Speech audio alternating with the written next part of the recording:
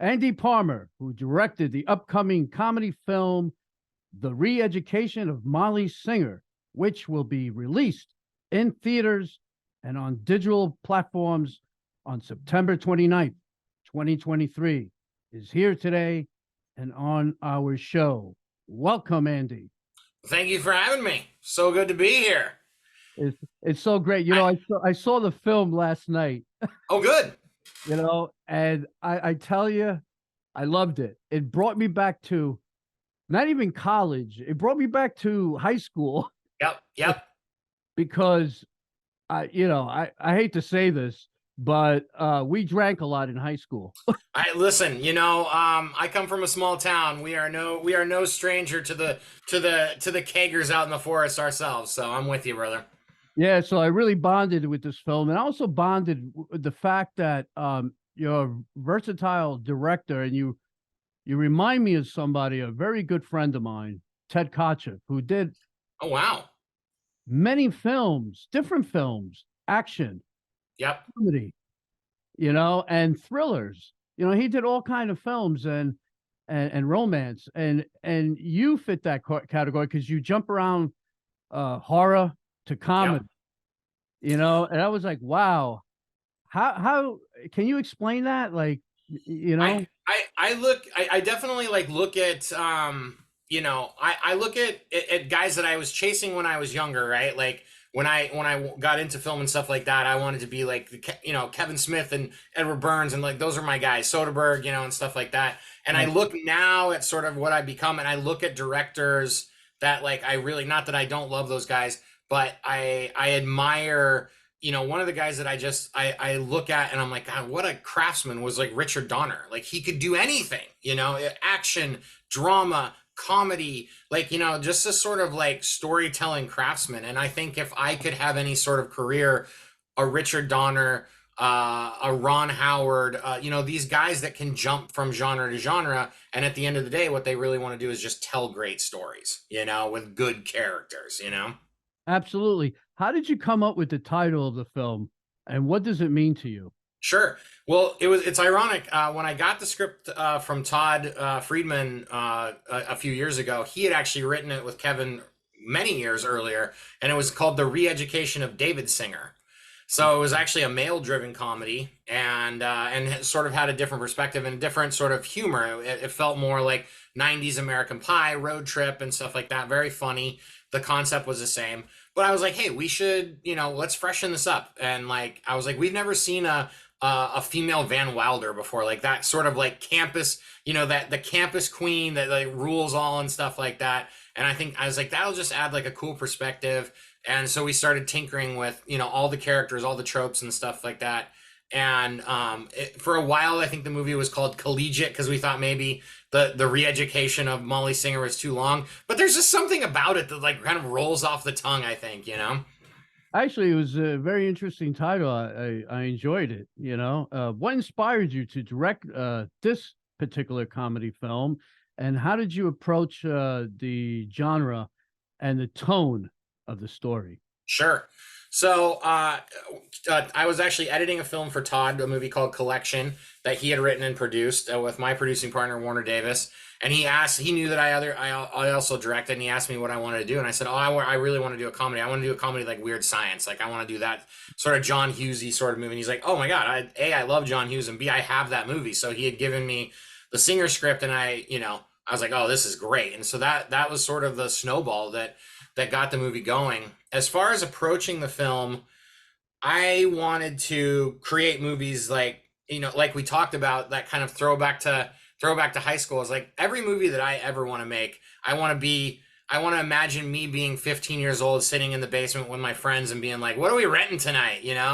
And for me, a movie has to have humor, but it also has to have like equal parts heart. And I think that like that was what I was always trying to go with, was like, we're going to do these sort of funny, stingy things and make little comments here and there on society, college at large, and everything like that. But at the end of the day, the theme of this movie is all about finding yourself, finding out who you are as a person. And so for Molly, it's about, she brings out the best in people. What we discover about Molly is that everyone around her is better because of her presence, but she's in a job where she's only around people at their worst. So of course that's not what she should be doing with her life, even though she thinks it is, because there's no opportunity there. Nobody's gonna like waltz out of a boardroom and be like, woohoo, that divorce went great, and so that's about kind of finding what she's meant to do.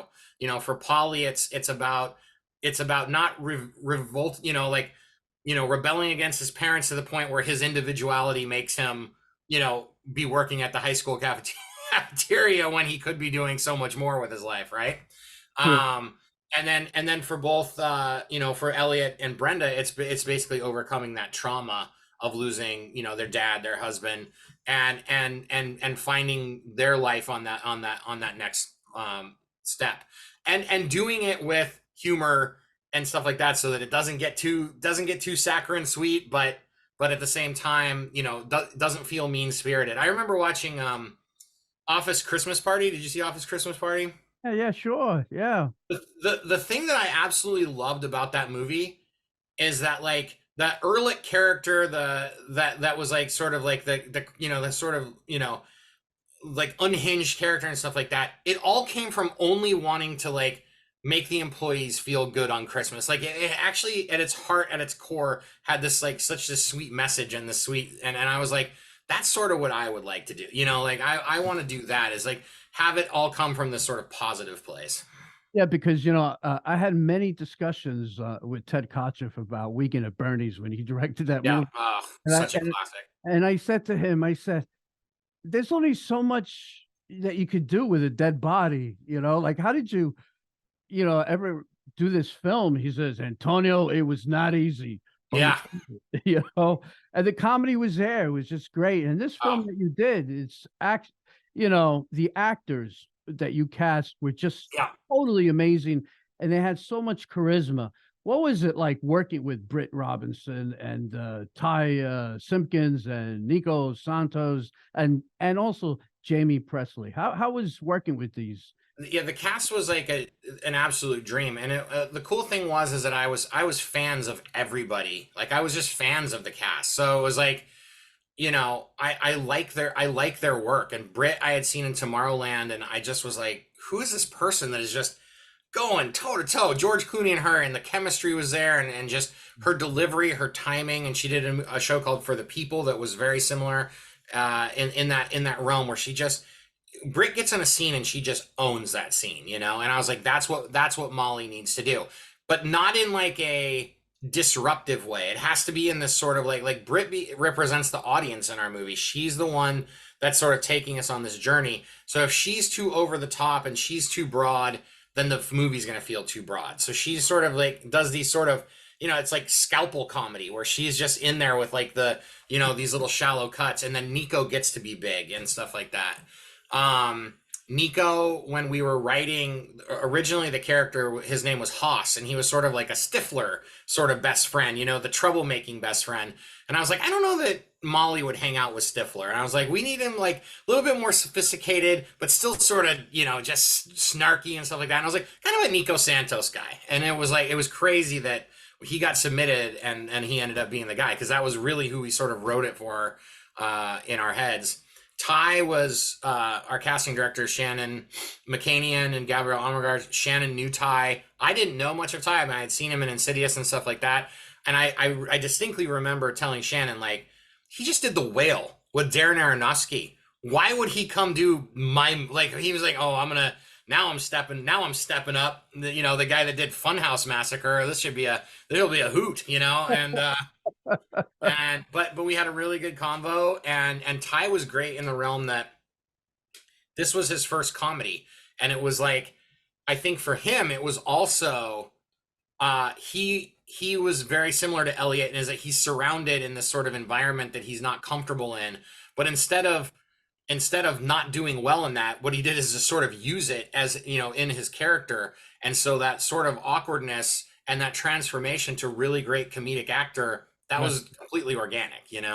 Might have been why he did the film, because of comedy. It's a different avenue for him to take, Yeah, and that's what a lot of people want to see these days too, believe it or yeah. not. Horror or comedy? Yeah, yeah, yeah. Well, Both elicit the same things, right? This involuntary reaction. That's and I think that's why they tread similar and why I like both genres so much is that, to help to make somebody scream or jolt or something like that, that's completely involuntary, and so is laughing. well, I'm a fan of horror. My good friend is Tony Tapone. He was the editor in chief of Fangoria magazine. Oh wow, yeah. He sits on. He's one of the programmers for Fantasia Film Festival. Yep. Yep. So I'm a big fan of horror films and comedy. Yep. So I mean, it's fantastic that this film. What's some of the challenges and rewards of filming? I think you filmed on a college campus. Yeah, Um, we sure did. what did you have any memorable or funny moments when you were filming? Oh, I mean, it was a laugh riot every day. That is for sure. Yeah, we shot it at Kennesaw State, and there's and another college up the road in Georgia called Reinhardt. Both were incredibly cool to us, and we got away with, like they were like, listen, I mean, the funniest thing is like the frat house, Stu's frat house is actually it was the president of Reinhardt's house. Like how giving can somebody be to be like, sure, this is my college. Come on in and redecorate my walls, and do your boner hijinks in here and stuff like that.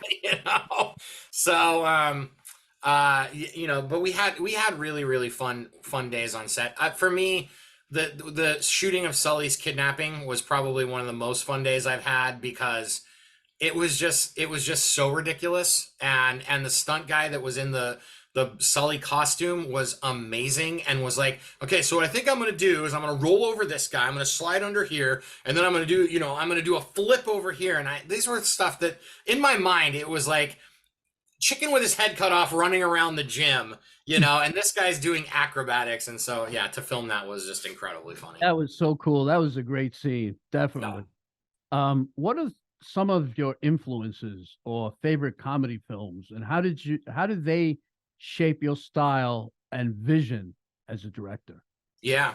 Well, like I said, the guys that I came up when I fell in love with film, I really, I saw Mallrats before I saw Clerks.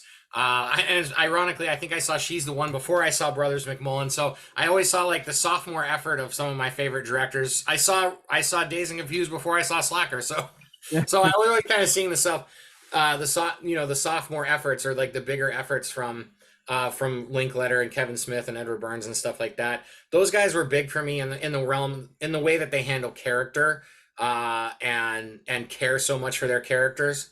Right.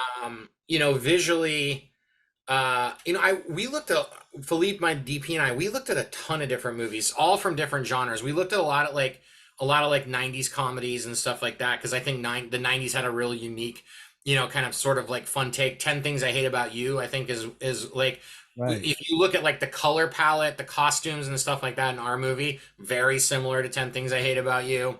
One of the movies, like more contemporary, ironically, and it was a sequel. I don't know what my deal is with like the second of something, but we watched Horrible Bosses 2.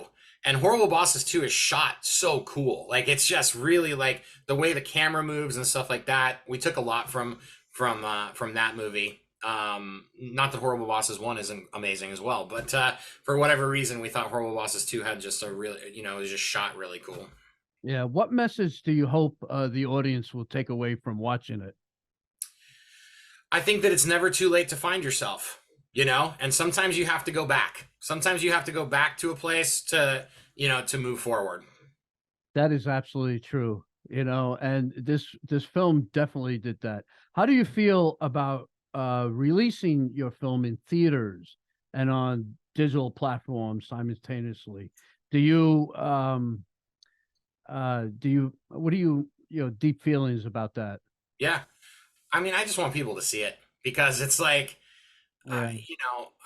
the theatrical experience is amazing. It really is. But for me, I don't know. The most memorable moments of my life watching movies, sometimes maybe a few moments in the theater, but most of them have been in like I said, in the basement with my friends. We Right. used to do like in high school, we used to do like these B movie marathons, with my friends, stay up all night and everything like that.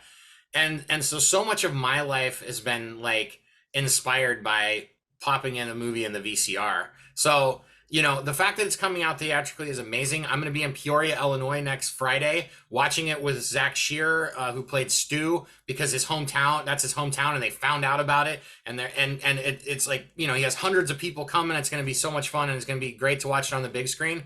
But I'm just as happy if somebody's watching it on their phone, laughing on the bus. Well, this film was excellent. I loved it. Thanks, It man. really falls into Kevin Smith and all these players you mentioned. Sure. Definitely watchable. I wish you a lot of luck. And again, the re-education of Molly Singer platforms, okay, and theaters. Yes, sir. September 29th, 2023. Great Click. film. Go watch it. Loved it. And I got, I can't even say good luck because I don't think you need it at this point because it's, it's a I'll take wonderful it. film. You know, I'll take it. it's a beautiful thing. Thank you, Thanks. Andy. Appreciate it. Thank you so much. No problem. Thank you.